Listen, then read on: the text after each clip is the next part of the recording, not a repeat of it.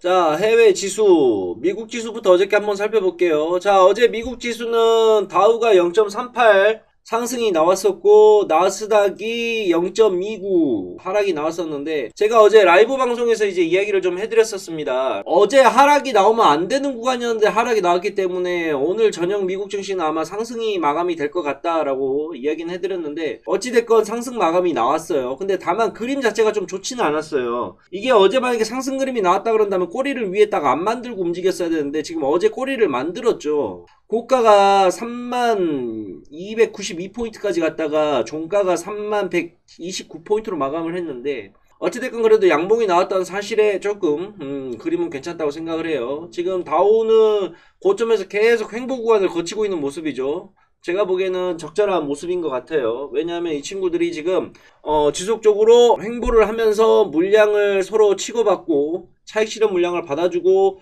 또 새로운 물량이 들어오고 이런 형식의 그림이 지금 짜져 있는 상태이기 때문에 나빠 보이지는 않습니다.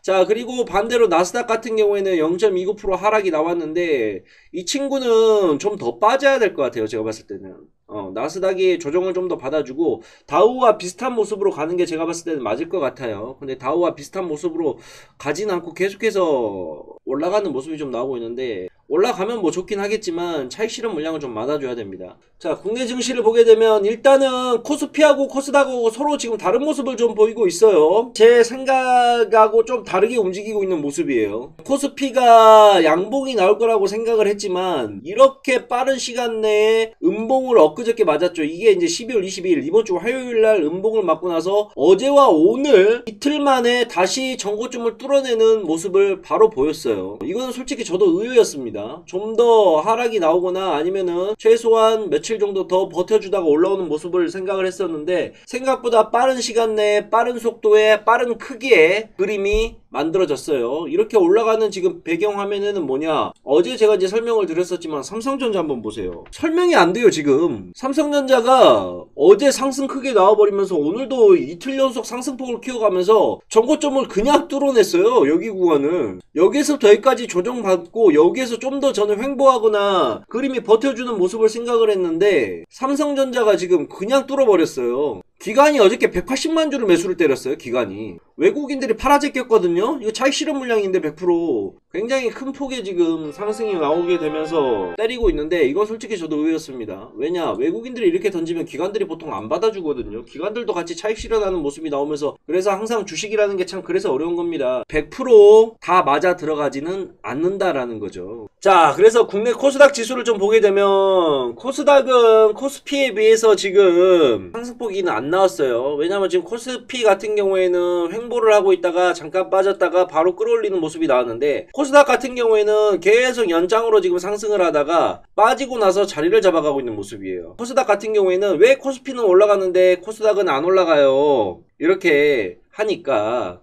이렇게 갔다가 빠지고 다시 올라오는 그림이 나올 겁니다. 이해가죠? 코스피는 고점에서 횡보하는 기간이 있었지만 코스닥은 고점에서 횡보하는 기간 없이 계속해서 연장으로 올리는 모습이 나왔기 때문에 여기에서 잠시 쉬어가는 모습이 며칠 더 나와도 상관이 없다. 이해가죠? 그래서 어찌됐건 코스닥도 그렇고 코스피도 그렇고 양시장 모두 지속적으로 상승이 나올 가능성은 아직도 굉장히 높다고 보고 있어요. 모든 투기판들이 모이는 곳, 묻지마 투자가 열리는 그곳, 그 시즌, 바로 무슨 시즌일까요? 대선 1년 전이죠. 자, 우리나라 대표적인 선거 테마라고 한다 그런다면 첫 번째는 무슨 시즌이냐? 지방 자치선거라고 하나요, 이거를? 시장, 도지사, 그 다음에 시의원, 도의원 뽑는 지방 선거, 그 다음에 국회의원 뽑는 국회의원 선거 있고요. 그 다음에 뭐가 있나요? 빅 이벤트, 바로 대통령 선거. 이 세 개 중에서 가장 많은 파급력을 일으키는 것은 바로 이 대통령 선거입니다. 이 대통령 선거가 항상 우리에게 대통령 테마를 주면서 크게 올라가느냐 라는 건 또 아니에요. 뭘 해야 되느냐, 대통령이라는 이 대통령은 결국 우리나라 야당과 여당의 싸움이잖아요. 결국 지금 모습으로 본다 그러면 어디하고 어디의 싸움이에요? 민주당과 국민의힘, 이 두 당 간의 싸움이에요. 지금 민주당에서 대선 주자로 분류되는 사람들이 누가 있어요? 이재명 씨, 이낙연 씨, 이 정도로 압축할 수 있겠죠. 국민의힘에서는 지금 예상되는 후보가 어디 있어요. 일단은 이쪽에서는 윤석열 총장이 지금 힘이 있는 모습이에요. 뭐 그 밖에도 홍준표 의원도 있을 거고, 그 다음에 또 최근에 이제 안철수 의원이 서울시장 출마를 한다고 했죠. 근데 아마 서울시장 출마를 해서 서울시장이 만약에 당선이 되게 되면 대통령은 못 나오겠는데, 만약에 서울시장 출마를 했다가 떨어지게 됐을 때 국민의힘과 힘을 합쳐서 뭐 같이 대통령으로 나올 수 있는 그림도 안 그려진다는 보장은 없겠죠. 이런 사람들과 엮여있는 정치 테마주를 공부를 한 번씩 해봐야 된다는 거죠. 자, 장초반 강세 종목 및 업종 좀 봐야 될 거는 자율주행과 반도체 쪽만 좀 보면 되겠네요. 건설주에 대해서도 제가 저번에 한번 언급을 드렸었죠. 어저께 자율주행 관련해서 언급했던 종목이, 어제 이제 아침에 제가 방송할 때 언급드렸던 종목이 MC넥스였죠.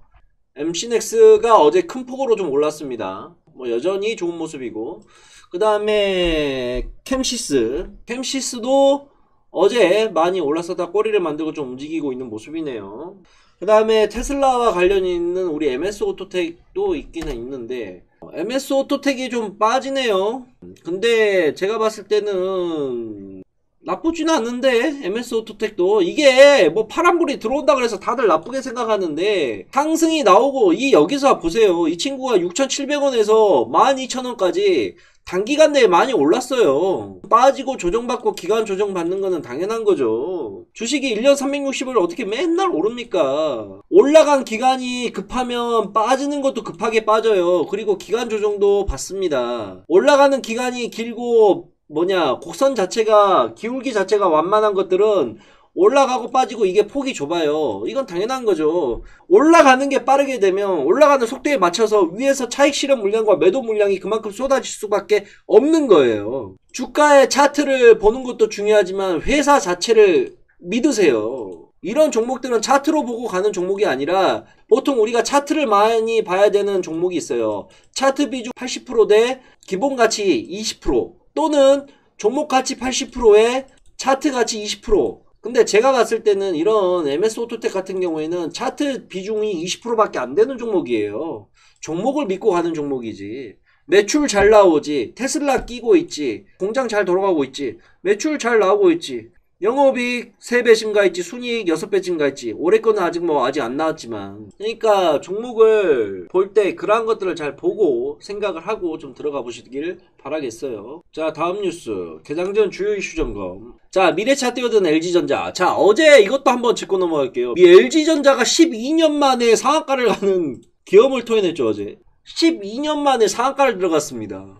무슨 소형주도 아니고 뭐 제약바이오 종목도 아니고 전기전자 이 큰 종목이, 이 무거운 주식이 상한가를 어저께 들어가는 모습을 보고 LG전자가 어제 상한가를 들어갔는데, 우와, 전 이것 보면서 깜짝 놀랐습니다. 그러니까 이 친구가 어저께 이제 상한가 들어간 이유는 뭐냐면 세계 3위 업체에 회사를 설립을 한다, 그 뉴스 때문에 빵 떴는데, 그런 뉴스 보고 제발 이런 거 따라 들어가지 마세요. 제발 좀. 모르긴 몰라도 이거 지금 LG전자 오늘 아침 시가에 잡은 사람 100% 있을걸? 안 돼요. 뭐 물론 LG전자가 올라가다가 횡보받고 이렇게 올라갈 수도 있겠지만 기본적으로 그런 매매 방식은 하지 마시라는 거예요. 안 됩니다. 물론 이게 조정받고 다시 또 추가적으로 더 올라갈 수도 있겠죠. 근데 중요한 거는 여러분들의 습관입니다. 이런 걸 고점에서 따라 들어가서 매매를 하면 안 된다니까요.